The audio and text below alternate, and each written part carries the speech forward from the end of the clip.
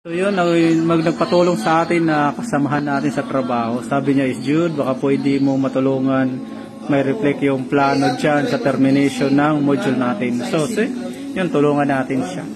So, ang gagawin natin is i-reflect natin yung mga module natin or mga monitoring module natin sa flow switch at tamper switch. So, yun. Ang tawag ng tamper switch nila dito is supervisory switch. So, yun yung isang tawag ng tamper switch. Ha? Supervisory switch. So, yun. Tingnan natin. So, yun. Nagbigay lang siya ng PDF file.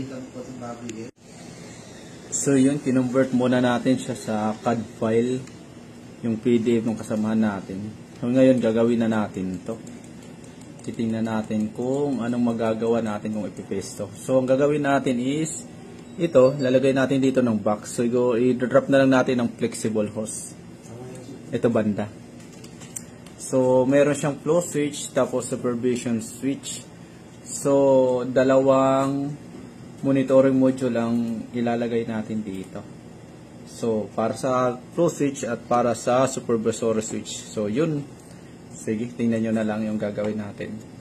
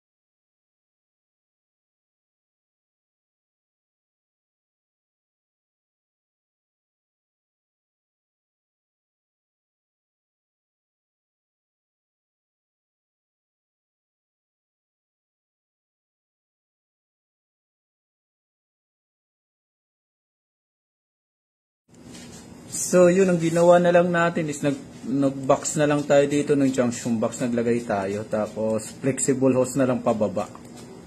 Yun na lang gagawin na natin. Medyo mataas din siya eh. Ilan ba to? Mga 1 metro. So, pasado pa naman sa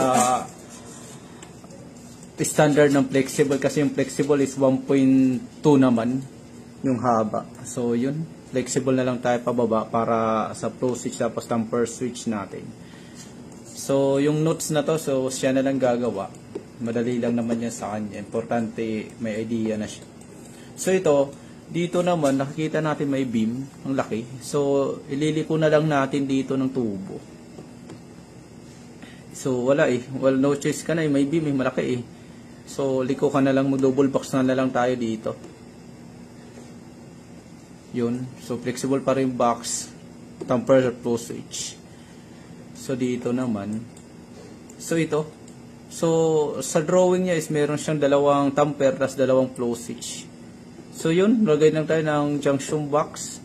Tapos, palabas ng unit. Ito na kasi yung mga unit niya eh. So, yun. Yun for this video lang tayo.